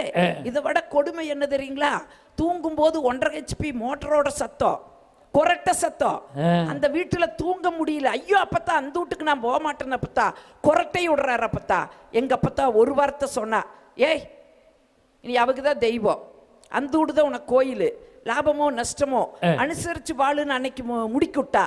யோசிச்சு பாருங்க, அன்னைக்கு கொரட்ட சத்தம் கேட்டா தூக்கம் வரலன்னு சொன்ன சாந்தாமணி, இன்னைக்கு கொரட்ட சத்தம் கேட்கலினா தூக்கம் வரலங்கிற அளவுக்கு எங்களை நாங்கள் மாற்றிக்கொண்டு இருக்கிறது. கிராமத்திலயா நகரத்திலயான்னு கேட்கிறேன். கிராமத்துல இல்ல. ஏன் இதை ஆணித்தரமா சொல்றேன் தெரியுமா? 6 மாசத்துக்கு முன்னாடி என் மாப்பிள்ளை எனக்கு ஒரு மெசேஜ் அடிக்கிறாரு, அத்தை உங்க ப்ராடக்ட் ஒழுங்காகவே வேலை செய்வதில்லை. யாரு? என் மகன். ஒழுங்காகவே வேலை செய்வதில்லைன்னு ஒரு மெசேஜ். நான் பார்த்தேன் இது ஏதோ கோக்குமாக்கு ஆகுதுன்னு.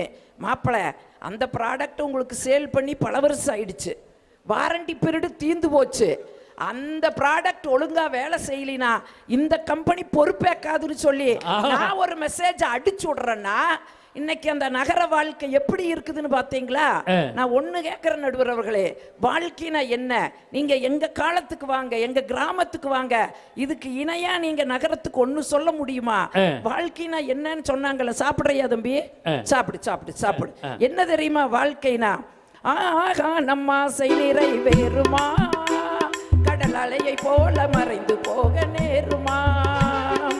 ஆஹா நம்ம ஆசை நிறைவேறுமா, கடல் அலையை போல மறைந்து போக நேருமா. அன்பே சந்தேகம் கொள்ளலாகுமா, கொடி அசைந்தாட பந்தல் இன்று போகுமா. என் அன்பே சந்தேகம் கொள்ளலாகுமா, கொடி அசைந்தாட பந்தல் இன்று போகுமா. ஈருடல் ஓர் உயிராய் வாழுவோம், சுகமாறாத இன்ப உலகை ஆளுவோம்.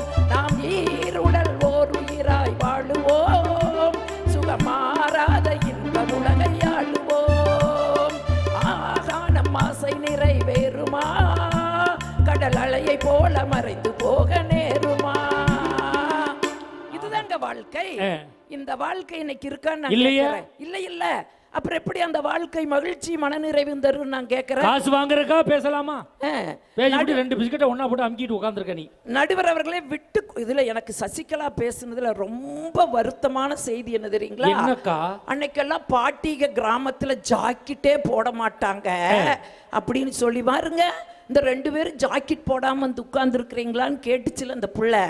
நடுவர்களே அன்னைக்கு என் பாட்டி எங்க அப்பத்தா எல்லாம் ஜாக்கெட் போடல, ஆனா பண்பாடு மாறாமல் வாழ்ந்தாங்க இல்லைங்களா? ஒரு அசிங்கமாவது அந்த கிராமத்துல நடந்துச்சாமா? அப்படி கேளுங்க. நடந்துச்சாமா நான் கேட்கிறேன். இப்ப நீயே சொல்ற ஆசிட் கலாச்சாரத்தை நீயே பேசிட்டு போற. ஒரு புள்ள போய் ஆசிட் அடிச்சுட்டாங்க, எல்லாம் உருகி போச்சு, இனி அடிக்க கூடாதுன்னு சட்டம் போடுங்கன்னு சொல்றாங்க, நீ சொல்லிட்டு போற. நடுவர் அவர்களே நான் வருத்தத்தோடு சொல்றேன், காலங்காலமாக நம்ம நிலாவை காட்டி தான் பிள்ளைகளுக்கு சோறு ஊட்டிட்டு இருந்தோம். என்ன சொல்லி கொடுத்தா? வானமும் தூரம் இல்லை, வாழ்க்கையும் பாரம் இல்லைங்கிறத பிள்ளைகளுக்கு நம்ம சொல்லி கொடுத்தோங்க. இன்னைக்கு நிலாவை காட்டி சோறு ஊட்டுறீங்களாமா நீங்க? எல்லாம் இதை விட கொடுமை என்ன தெரியுங்களா? நம்ம காலத்துல சொன்னாங்க நிலாவுல பாட்டி வடை சுடுறா, பாட்டி வடை சுடுறான்னு சொல்லி கொடுத்தாங்க. நடுவர் அவர்களே இன்னைக்கு அந்த பாட்டியை மட்டும் இப்ப இந்த காலத்துல ஏன் விட்டு வச்சிருக்கிறாங்க தெரியுமா? டிரான்ஸ்போர்ட் பிரச்சனை நடுவர் அவர்களே. அங்க நிலாவுக்கு போறதுக்கு டிரான்ஸ்போர்ட் இருந்ததுன்னு வைங்க, அங்க பாட்டியும் போய் கற்பழிச்சிருப்பாங்க. என்னமா மாத்திட்டு இருக்கிறீங்க? இன்னைக்கெல்லாம் செல்போனை காட்டி சோறு ஊட்டிட்டு இருக்கிறீங்க. செல்போன் காட்டினால வீட்டுல பார்த்துட்டு தாங்க இருக்கிற, செல்போனை காட்டி ஊட்டுறீங்க. அது என்ன திங்குதுன்னே தெரியாம குழந்தை தின்னுட்டு இருக்குது. சில நேரத்துல பெனாயில கொடுத்தாலும் கூட குடிக்கும் போல இருக்குது. என்ன கொடுமைங்க! வந்து இதுக்கு வக்காலத்து வாங்கிட்டு 2 பேர் பேசுறாங்க. சரி, இது குழந்தைகளுக்கு அப்படின்னா நிறைய வீடுகள்ல பெரியவங்களே டிவி பார்த்துட்டு சாப்பிடுறாங்க. நடுவர் அவர்களே திருமூலர் ரொம்ப அழகா சொன்னார், அங்கங்க என்னன் மீன் பார்த்திருந்து உண்மீன் ஒரு வார்த்தையை போட்டார். என்ன தெரியுமா? நம்ம சாப்பிடும்போது நம்முடைய கண்களால் அந்த சாப்பாட்டை பார்த்துட்டு சாப்பிடணுமா? ஏன் தெரியுமா? நம்ம கண்ணுக்கு ஒரு காந்த ஒளி இருக்குதா, அந்த காந்த ஒளி சாப்பாட்டில் பட்டு அதை சாப்பிட்டோம்னா எளிதில் ஜீரணமாகுமாமா நடுவர் அவர்களே. நான் சொல்ல திருமூலர் சொல்லியிருக்காரு. இப்போ உங்க எல்லாருக்கும் சந்தேகம் வரலாம், அது எப்படி கண்ணுக்கு காந்த ஒளி வருதுன்னு.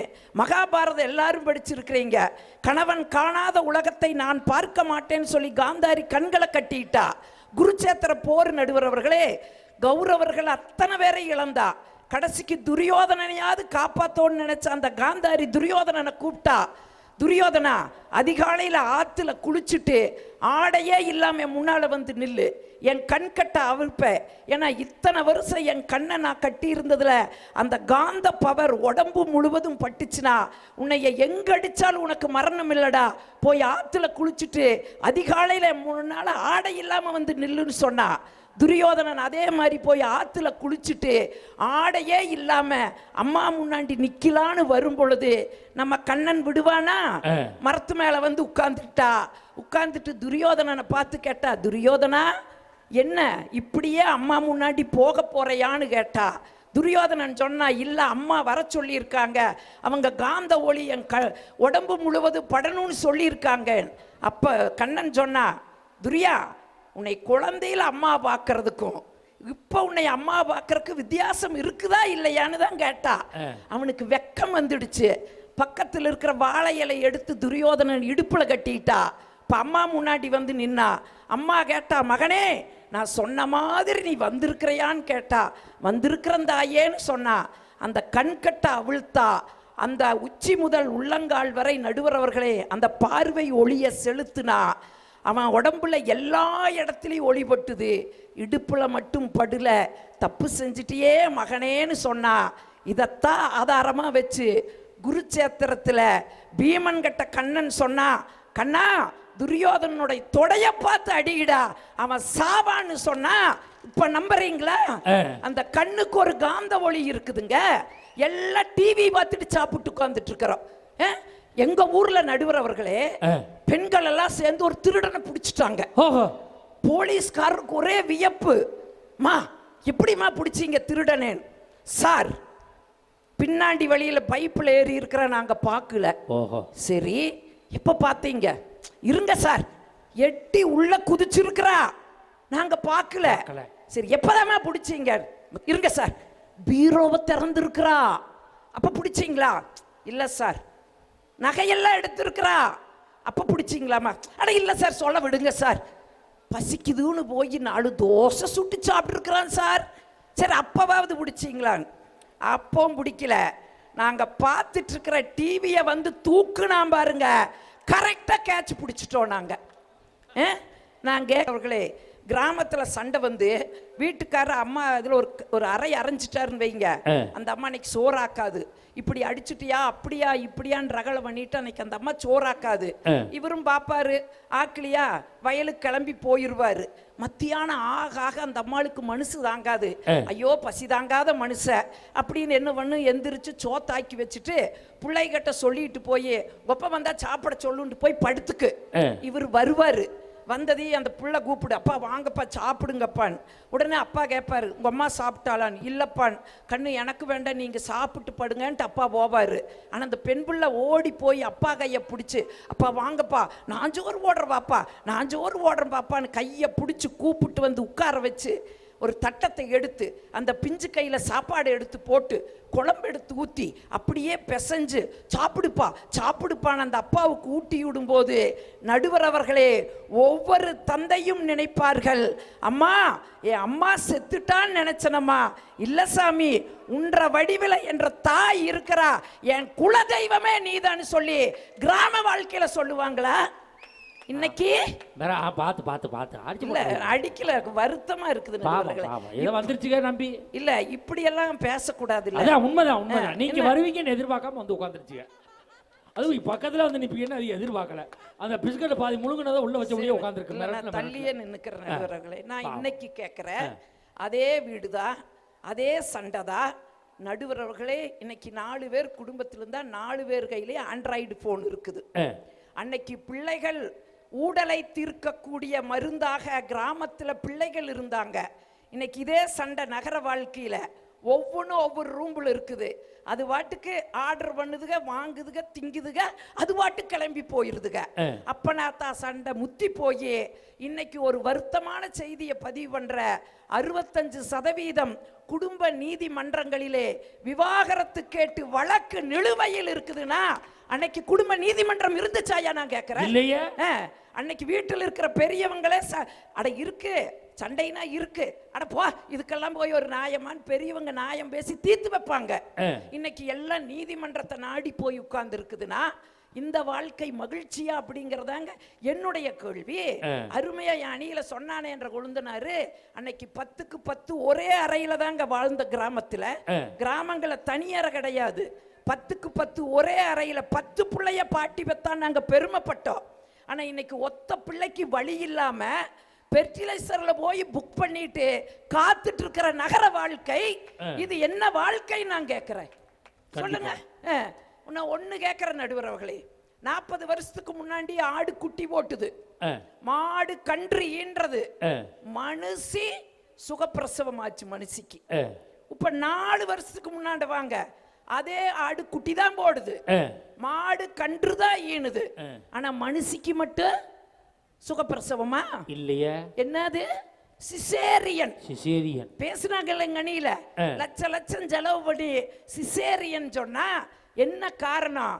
அன்னைக்கு கிராமத்துல வந்து பாருங்க, குனிஞ்சு நிமிந்து வீடு கூட்டணும், குப்பைய பெருக்கணும், வீட்டுக்குள்ள குப்பையும் இல்ல, எங்களுக்கு தொப்பையும் இல்லாம இருந்துச்சு. இன்னைக்கு எல்லாம் வேக்யூம் கிளீனர் வாங்கி வச்சுக்கிட்டு உடம்பு அசையாம வேலை செஞ்சுக்கிட்டு கடைசியில் ஆட்டுக்கல்லு கிடையாது, அம்மிக்கு நிறைய அடையாளங்களை இழந்திருக்கிற நடுவர் அவர்களே இந்த நகர வாழ்க்கையில. கிராமத்துல வந்து பாருங்க, இன்னைக்கும் கிணறு இருக்கு. என் வீட்டுல இன்னைக்கு கிணறு இருக்குது நடுவர் அவர்களே. நீங்க எல்லாருமே ஒரு வருத்தத்துல எப்பவுமே கேட்பாங்க, நீ மாமனை கூட்டு வர்றது இல்லக்கா, மாமனை கூப்பிட்டு வர்றதுல பழனி சொன்னா பாருங்க, புருஷனை திட்டி திட்டியே 3 வீடு கட்டுச்சுன்னு. ஆமாங்க, 3 வீடு கட்டுன கிராமத்துல எல்லாம் இதுகளை எல்லாம் கூப்பிட்ட கிரகப்பிரவேசத்துக்கு வந்துச்சுக்குதுகெல்லாம். பழனி வந்தா குடு குடு குடுன்னு மாடி ஏறுனா, போனா 4 இட்லி தின்னா, 3 பூரி தின்னா, ஒரு வடைய தின்னா, பொங்கலை தின்னா, காப்பிய குடிச்சா, கட கட கட கட கடன்னு இறங்கி வந்தா. கேட்டா, அக்கா பேசி பேசியே வீட்டை கட்டிட்டியான்னு கேட்டா. பேசி பேசி இல்லடா, சிமெண்ட்டை பூசி பூசி கட்டுனேன்னு. எந்த சிமெண்ட்ல பூசினியக்கான்னு கேட்டா. ஒரு சிமெண்ட் பேரத்தை சொன்ன நடுவர் அவர்களே, ஐயோ அந்த சிமெண்ட்லயா வீடு கட்டுன? மௌலி வாக்கத்துல 11 அடுக்கு மாடி கட்டடை இடிஞ்சு விழுந்தது இந்த சிமெண்ட்னாலதான் சொல்லிட்டு வந்துட்டான் பாவி பையன். இன்னைக்கு அந்த வீட்டுக்குள்ள நான் போகலீங்க. நகர வாழ்க்கை இந்த லட்சணத்தில் இருக்குது. ஆனா மாமா இருக்காரு அந்த வீட்டுல. நாங்க தான் இங்கேயே போகலையே, வீட்டுக்குள்ளேயே போகலையே, வந்ததுக்கெல்லாம் தின்னுட்டு ஆப்படிச்சிட்டு வந்துடுதுங்க. குசலம் பேசுங்க, புரளி பேசுங்க நகரம். ஆனா கிராமத்துல நீங்க ஒன்னு சொன்னாங்க பாருங்க, 10 நாள் கல்யாணம் பண்ணுவாங்க. அதுதாங்க கிராமம். ஒருத்தர் வீட்டுல கல்யாணம்னா முதலால எதை எடுத்து போடுவாங்க தெரியுமா? அருகாமனை எடுத்து வைப்பாங்க. அவங்க வீட்டுல என்ன விளைஞ்சதோ அதையெல்லாம் வண்டியில எடுத்து போட்டு வந்து 1 வாரம் தன் வீட்டு கல்யாணமா கிராமமே கொண்டாடுமே, அது மகிழ்ச்சியா? இன்னைக்கு என்ன பண்றீங்க நடுவர் அவர்களே? 1 மணி நேரம் பர்மிஷன், 1/2 மணி நேரம் ரிசப்ஷன், முடிஞ்சதுங்க கதை. இன்னைக்கு மண்டபம் கிடைச்சாதான் முகூர்த்த தேதியை புக் பண்றீங்க. அது உண்மை. எவ்வளவு அசிங்கது. அன்னைக்கெல்லாம் கிராமம் கூடி என் வீட்டு கல்யாணம் என் வீட்டு கல்யாணம்னு சொல்லி சேர்ந்து பண்ணுனாங்க. இன்னைக்கு இன்னொரு பண்பாடு மாறி போய் தொலைஞ்சிருக்குதுங்க. அன்னைக்கெல்லாம் திருமணம் தாலி கட்டாம மாப்பிள்ளை பொண்ணு சேர்ந்து நிக்க மாட்டாங்க. அது உண்மை. கல்யாணமாகிய என் பாட்டி சொல்லுவா, உங்க ஐய முகத்தை பாக்குறக்கு 3 வருஷம் ஆச்சு, 3 வருஷம் ஆச்சும்பா. இடையில எங்க அப்பனும் பெரியப்பனும் பிறந்துட்டாங்க. அது என்னவோ இறைவன் சித்தம். அதெல்லாம் விடுங்க, அதெல்லாம் பேசக்கூடாது. ஆனா பெருமையா எங்க அப்பதான் சொல்லுவா, உங்க ஐயனை பாக்குறக்கு 3 வருஷம் ஆச்சுன்னு. இன்னைக்கு நாளைக்கு தான் முகூர்த்தம்னா இப்ப கொண்டு வந்து 2 பேத்தையும் நிறுத்திடுறாங்க. இது பண்பாடு. இதுக்கு பண்பாட்டை பத்தி பேசுதுங்க. பண்பாடு தாலி கட்டி ஊராரெல்லாம் வந்து வாழ்த்தணும், நல்லா இருங்கன்னு வாழ்த்தணும். அதுதாங்க திருமணம். இங்க கொண்டு வந்து முதல் நாளே நிறுத்திட்டு 2 ஜோடியா நின்றுட்டு எத்தனை கல்யாணம் நடக்காம போயிருக்கு தெரியுங்களா? உண்மைக்கா. மேடையிலேயே கல்யாணம் நின்று இருக்கிறது தெரியுமா உங்களுக்கு? ஒன்னும் இல்லைங்க, ஒரு கல்யாணத்துக்கு போயிருக்கிற 2 அப்படியே கையை கோத்து நின்றுடுச்சுங்க. அப்புறம் இப்ப வேற ஒரு கலாச்சாரங்க, ஆடிட்டும் பாடிட்டும் வருதுங்க. அந்த கிராமத்துல ஆடுனமா பாடுனமா, இப்போ ஒரே நாகரீக பேர்ல ஆடலும் பாடலும், பெத்ததும் ஆடுது, பாட்டியும் ஆடுது, ஐயனும் ஆடுறாரு, அத்தனை பேரையும் ஆட வச்சுக்கிட்டு உட்காந்து குடும்பமும் ஆடுது, குடும்பமே ஆடுதுங்க. கொண்டு வந்து நிறுத்திட்டு ரெண்டு பேசிட்டு இருந்தது.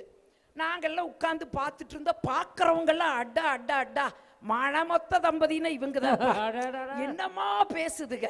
இளவட்டம் எல்லாம் ஏங்குது, சீக்கிரம் கல்யாணம் பண்ணிக்கோண்டா, இளவட்டம் எல்லாம் ஏங்குது. பேசிட்டு இருக்க இறங்கி போயிட்டு அந்த புள்ள. நான் மேடைக்கு வந்து கேட்டேன், டே சிரிச்சு சிரிச்சு பேசிட்டு இருந்தீங்கடா, பாக்குறவங்க எல்லாம் மனமொத்த தம்பதினா நீங்க தான் நினைச்சிட்டு இருந்தாங்கடா, ஏன்டா இறங்கி போறானே. உடனே அவன் சொன்னான், இல்லக்கா ஒரே ஒரு கேள்விதான் கேட்டாக்கான். என்னடா கேட்டானே, போன மாதம் சம்பளம் 6 கட்ட கொடுத்தேன்னு கேட்டாக்கா, எங்கள் அம்மாட்ட கொடுத்தேன்னு சொன்னேன். அப்புறம் இந்த மாதம் சம்பளம் 6 கட்ட கொடுக்க போறேன்னு கேட்டா, இன்னும் முடிவு பண்ணலேன்னு சொன்னேன். முடிவு பண்ணிட்டு வாடா மகனேன்ட்டு இறங்கி ஓடிட்டாங்கன்னு. சின்ன சின்ன காரணத்துக்கும் கூட இன்னைக்கு திருமணங்கள் தடைபட்டு போகுதுன்னா இந்த நகர வாழ்க்கை மகிழ்ச்சியாங்கிறதாங்க எங்களுடைய கேள்வி. நடுவர் அவர்களே, நானும் ஒரு செய்தியை சொல்லி முடிக்கிறேன். கிணத்துக்கு வந்தேன் இல்ல, எங்க வீட்டிலையும் கிணறு இருக்குது. பெரும்பாலும் நான் அவரை மேடை கூப்பிட்டு வர்றதில்ல. ஏன் கூப்பிட்டு வர்றதில்ல தெரியுமா? எல்லாரும் கேட்பாங்க, அக்கா பிரிட்ஜுக்குள்ளேயே மாமனை வச்சிருக்கிறையே, கூப்பிட்டு வாக்கா கூப்பிட்டு வாக்கான்னு. ஒரு மேடைக்கு கூப்பிட்டு வந்துட்டேன். வந்த உடனே அமைப்பாளர் எல்லாம் பார்த்துட்டு, ஐயோ அக்கா மாமனை கூப்பிட்டு வந்துடுச்சு, கொண்டு வந்து முன்னாடி உட்கார வச்சாங்க. நான் பார்த்தேன், நம்ம வீட்டில் அவர் வந்திருக்காரு, 4 நல்ல செய்திகளை பேசுவோம்னு சொல்லி திருக்குறள் எல்லாம் எடுத்து பேசுறேன். பெண்ணின் பெருந்தக்க யாவுல கற்பனும் திண்மை உண்டாக பெறின், அதுக்கு விளக்கம் வேற கொடுக்கிற. வாழ்ந்தால் எப்படி வாழணும் தெரியுமா? வள்ளுவன் வாசுகி போல வாழணும். எப்படி வாழ்ந்தார்கள் தெரியுமா? ஒரு நாள் வாசுகி கிணத்துல தண்ணி இறைச்சிட்டு இருந்தாங்க. வள்ளுவர் வந்தாரு, வாசுகின்னு குரல் கொடுத்தாரு. உடனே அந்த அம்மா ஓடி போய் என்னங்கன்னு கேட்டுது. சேர்ந்து கயிறும் குடத்தை விட்டுட்டு அப்படியே போச்சு. திரும்பி வந்தா எந்த இடத்துல விட்டுட்டு போனாங்களோ அந்த இடத்துல அப்படியே நின்னுதுன்னு சொன்னேன். இது என் வீட்டில் ஒரு ஹார்ட் டிஸ்கில் பதிவு பண்ணுனது எனக்கு தெரியாது. ஏன்னா எங்கள் வீட்டில் கிணறு கயிறு கூட எல்லாம் இருக்குது. ஒரு நாள் காலேஜ் ஒர்க்கு பரபரன்னு வேலை செஞ்சுட்டு இருக்கிற இந்த மனுஷன் போய் மெயின் சுவிட்ச் ஆஃப் பண்ணி இருக்கிறாரு, எனக்கு தெரியல. வயசான மாமியா இருக்குதே, மோட்டர் ஓடா முட்டுட்டோமே, ஒரு 10 குடம் தண்ணியை சேர்ந்துலான்னு ஓடி போய் சேர்ந்துற சாந்தினாரு. சாந்தினால அங்கே வில்லங்கம் வரும்னு அர்த்தம். சேந்தர குடத்தையும் கைத்தையும் விட்டுட்டு ஓடி வந்து, என்ன மாமான என்ன பண்ணுறேன்னாரு. தனி சேந்தர மாமான கையை பிடிச்சார், வான்னு கூப்பிட்டு வந்தார். வந்து பார்த்தா நடுவர் அவர்களே, என்ற துரதிஷ்டம், குடமும் கயிறும் போய் தண்ணிக்குள் விழுந்துடுச்சு. இவர் எட்டி பார்த்துட்டு கேட்குறாரு, நிக்கீலேன்னு. என்ன மாமா நிக்கலேன்னு? குடமும் கயிறும் நிக்கீலேன்னாரு. எனக்கு அப்புறம் தான் நான் அன்னைக்கு உணர்ச்சி பொங்க பேசணும் இல்லை, சோதிக்கிறாராமா. உடனே அடிச்சம்ப, இதாங்க சமாளிப்பு. அந்த சமாளிப்பு இல்லாததுனாலதான் இன்னைக்கு விவாகரத்து கேட்டு போய் உட்கார்ந்து இருக்குதுங்க. என்ன சொன்ன தெரியுமா? மாமா, தண்ணி சேர்ந்தரவ மட்டும் வாசுகியா இருந்தா போதாது மாமா, கூப்பிடுறவரும் வள்ளுவரா இருக்கணும் மாமா அப்படின்னு சொல்லிக்கிட்டு ஓடி வர்றோம்னா, இந்த சமாளிப்பு கிராம வாழ்க்கையில தாங்க இருந்துச்சு. நகர வாழ்க்கையில் உங்களுக்கு வாழ தெரியல. அதனாலதான் இன்னைக்கு நீதிமன்றத்துல நீங்க போய் நின்றுட்டு இருக்கிறீங்க. நான் இப்படி முடிக்கிற நடுவர் அவர்களே, எப்ப டிவின்னு ஒண்ணு வந்துச்சோ புத்தகங்கள் காணாம போயிடுச்சு. செல்போனு ஒண்ணு வந்துச்சு, கடிதம் எழுதுறதே போச்சுங்க. அன்னைக்கு ஒரு பிரச்சனைனா கடிதம் எழுதுவாங்க கிராமத்துல, போய் அது சேர்றக்கு 1 வாரம் ஆகு. அதை வாங்கி என் பார்த்த எங்க அப்பா, அடே மாப்பிள்ளை ஏதோ பிள்ளை ஒரு அறையை அரைஞ்சிட்டாராம, டே வங்காளி மக்கா வாங்கடா எல்லாரும் போய் கேட்கலான்னு ஆடு அடிச்சு கோழி அடிச்சு குழம்பு வச்சு என் பங்காளி மக்களை எல்லாம் சாப்பிட வச்சு, என் அண்ணன் தம்பி எங்க அப்பா அவங்க எல்லாம் சேர்ந்து வரையில 15 நாள் ஆயிரு. கடிதம் போய் சேர்றக்கு 1 வாரம், அவங்கெல்லாம் வந்து சேர்றக்கு 1 வாரம், 15 நாள் ஆயிரு. நடுவர் அவர்களே, இங்க அடுத்த பிள்ளைக்கு தயாராகி உட்கார்ந்துட்டு இருப்போம். சண்டை தீர்ந்து அடுத்த பிள்ளைக்கு தயாராகி உட்கார்ந்துருப்போம். இன்னைக்கு ஒரு பிரச்சனைனா வாட்ஸ்அப் ஆன் பண்ணிடுறா, பேசு பேசுமவளே பேசு, அடுத்த நிமிஷம் அவங்க அப்பன் வீட்டுக்கு செய்தி போகுது இல்லையா? வீடியோ பிடிச்சு போட்டுறீங்க. அடிக்கலாம் வேணாம், கைய ஓங்கினா போகுது. அது பல மடங்கு வைரல் ஆகி எப்படி போயிட்டு இருக்குது. ஆக செல்போன் வந்துச்சு, கடிதம் எழுதுறது போச்சு. எப்போ ஃபேன் வந்துச்சோ இயற்கை காற்று போச்சு. நடுவர் அவர்களே, பண்பாடு பேசுனிய அம்மா, அந்த தலையை கொஞ்சம் காட்டு. மாட்டிக்கிட்டியா? அந்த அம்மா வந்து மல்லிகைப்பூ வச்சு வச்சு வாடுதே, இந்த அம்மா பாடிச்சு. இது பிளாஸ்டிக் பூவை வாங்கி தலையில வச்சுக்கிட்டு இவ்வளவு பேசுறையல்ல. கிராமத்துல இருந்து என் புருஷனை கூப்பிட்டு வந்த, அவனை நான் தான் உருவாக்குனேன் அப்படின்னு பேசுனியல்ல. ஏன் ஒரு முளை பூ வாங்கி வைக்கிறக்கு என்ன உனக்கு? புருஷனை கிராமத்துல இருந்து கூட்டியாந்து என்ன சிவகாசியில மில்லு ஓனராவா இன்னும் அந்த ஓட்ட சைக்கிள் தான் ஓடிட்டு இருக்கான் அந்த ஆளு. பிளாஸ்டிக் பூவை வாங்கி வச்சுட்டு இங்க பண்பாட்டெல்லாம் வந்து இந்தமா பேசிட்டு இருக்குது. நடுவர் அவர்களே, என்னைக்கு நம்ம பூக்களுடைய மனங்களை, அதாவது செண்டுன்னு என்னைக்கு வந்ததோ பூக்களுடைய நறுமணங்களை நாம இழந்திருக்கிறோம். கார் வந்துச்சு, நடக்கிறத இழந்திருக்கிறோம். என்னமோ அந்த அம்மனி சொல்லிச்சு பாருங்க, ஆடிக்காரில் வருகிறார்கள்னு. ஆடிக்காரில் வர்றது வாழ்க்கை அல்லம்மா, ஆஸ்பத்திரிக்கு போகாம வாழ்றோமா அதுதான் வாழ்க்கை. கிராமத்தில் ஒரு பாட்டி இருப்பா, என் கொழுந்தனார் சொல்லி நிறுத்திட்டா, எல்லாத்துக்கும் சுக்கரச்சூத்து. நீங்க பாருங்க, தலைவலியா சுக்கரச்சூத்து, சுக்குக்கு மிஞ்சிய மருந்தில்லை, சுப்பிரமணியனுக்கு மிஞ்சிய தெய்வம் இல்லைன்னு ஊர்ல ஒரு பாட்டி இருந்தான்னு வைங்க, மருத்துவமனை இருக்கிறதுக்கு சமம்ங்க. வீட்டுல ஒரு தாத்தா இருந்தாருன்னு வைங்க, பல்கலைக்கழகம் இருக்குதுன்னு அர்த்தம்ங்க. இது கிராமத்துல தானே இருக்குது. இன்னைக்கு அத்தனையும் இழந்துட்டு பெரியவங்களையெல்லாம் கொண்டு போய் முதியோர் இல்லத்தில் விட்டுக்கிட்டு நாங்கள் என்னமோ கூட்டு குடும்ப வாழ்க்கை நடத்துகிறோன்னு புருஷனும் கொண்டாட்டி உட்காந்துட்டு நாளைக்கு ஒரு கஷ்டம்னு சொன்னால் மனம் விட்டு பேசுகிற கால் இல்லாமல். நடுவர் அவர்களே, நேற்று நடந்த நிகழ்வுங்க. எங்கள் வீட்டுக்கு பக்கத்தில் பையன்னா பையன், அவ்வளோ அருமையான பையனுங்க. சும்மா 2 பேருக்கு ஒரு சண்டை வந்தது நடுவர் அவர்களே. இந்த பாவி மேலிருந்து கீழே இறங்கி வந்தா, பக்கத்துல நாங்கள்லாம் இருக்கிற எங்க கூடயும் கூட ஒரு வார்த்தை பேசியிருக்கலாம். என்ன பிரச்சனைன்னு தெரியல, நல்ல செய்தி வரும்ட்டு போனானுங்க. அந்த எமோஷன்ல எடுத்த முடிவு ரயிலில் போய் விழுந்துட்டானுங்க. இன்னைக்கு காலையில் நாங்கள் அத்தனையும் பண்ணிட்டு வந்திருக்கிறோம். இந்த எமோஷனலில் எடுக்கிற முடிவு இந்த நகர வாழ்க்கை. ஆனால் கிராமத்தில் பெரியவங்க இருந்தாங்கன்னா நம்மளை பண்படுத்தி, நம்மளை சீர்படுத்தி, நம்முடைய வாழ்க்கையை மகிழ்ச்சியுடையதாகவும் மனநிறைவு உடையதாகவும் மாற்றுவது கிராமமே ஒழிய நகரம் இல்லை என்று சொல்லி வியந்து கேட்ட உங்கள் அத்தனை பேரையும் வணங்கி விடைபெறுகிறேன். நன்றி, வணக்கம். ஆக நிறைவாக ஒரு அருமையான பேச்சை கொடுத்திருக்கிற அக்கா அவர்களை இந்த மன்றம் மனதார பாராட்டுகிறது. அண்ணே உட்காருங்க, அக்கா உட்காருங்க, திருப்பி சொல்லி முடிச்சிடறேன் ப்ளீஸ் ப்ளீஸ். நடுவரை கடைசியில் பிச்சை எடுக்க விட்டுறாதீங்க ப்ளீஸ். ஏறக்குறைய 4 மணி நேரம் இந்த பட்டிமன்றம் நடைபெற்றிருக்கிறது. பாலக்கோடு பனங்காடு அருள்மிகு புதூர் பொன் மாரியம்மன் இளைஞர் நற்பணி மன்றம் நடத்திய 31ஆம் ஆண்டு படைப்பாகிய இந்த பட்டிமன்றம் உண்மையிலேயே வெற்றி அடைந்ததாக நாங்கள் மனதார நம்புகிறோம். காரணம், நாங்கள் நன்றாக பேசினோம் என்பதற்காக அல்ல, நீங்கள் நன்றாக ரசிக்கிறீர்கள், அதனால் இந்த பட்டிமன்றம் வெற்றி அடைந்திருக்கிறது.